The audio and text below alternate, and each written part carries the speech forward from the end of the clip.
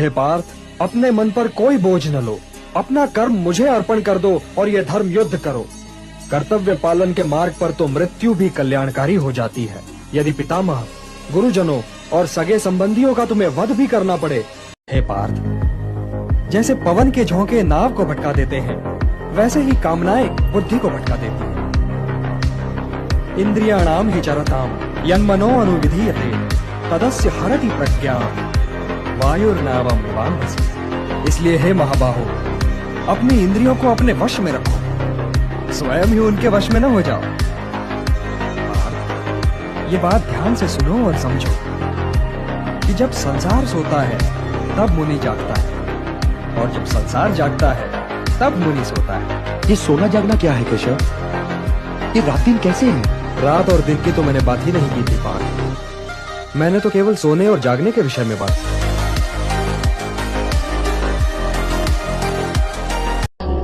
क्रोधात् भवति सम्मोहः, सम्मोहात् स्मृति विभ्रमः, स्मृति भ्रंशात् बुद्धिनाशो, बुद्धिनाशात् प्रणश्यति।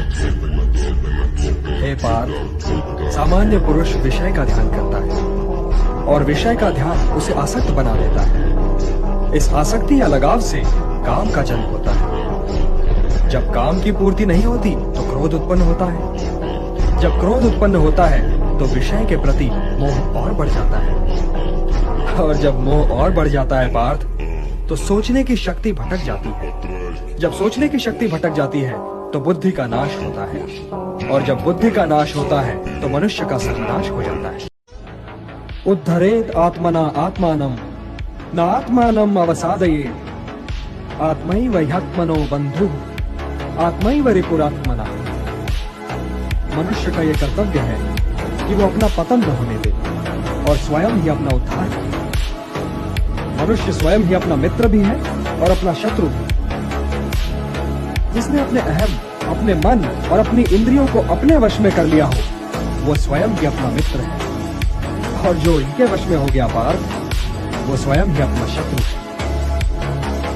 जो शीतकाल और ग्रीष्म काल, सुख और दुख, मान और अपमान में शांत रहे और संतुलन रखे, वो जितेंद्रिय पुरुष सदैव परमात्मा में लीन रहता है। शांति सदैव युद्ध से अच्छी होती है। फिर मेरी प्रतिज्ञा क्या क्या होगा मधुसूदन? पांचाली के खुले हुए केशों का क्या होगा? अब हम संधि करके इंद्रप्रस्थ लौट जाएं और द्रौपदी से ये कहें कि जीवन भर अपने केश खुले रखो।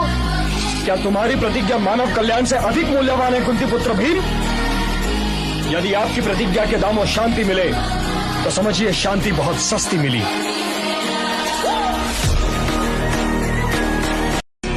जो अंतर्मुखी होते हैं वे स्वयं के भीतर जाकर ईश्वर को देखते हैं, यही ज्ञान योग है।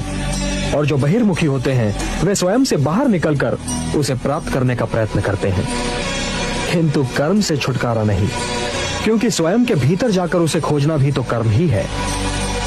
हे कुंती पुत्र, मार्ग तो यही दो है, एक ज्ञान योग का और दूसरा कर्म योग का। हे केशव, तो फिर मैं ज्ञान योग के ही मार्ग पर क्यों न चलूं? किंतु हे पार्थ, ज्ञान योग भी कर्म के त्यागने का मार्ग नहीं है, सिद्धि का मार्ग नहीं है, क्योंकि कर्म के बिना तो जीवन संभव ही नहीं।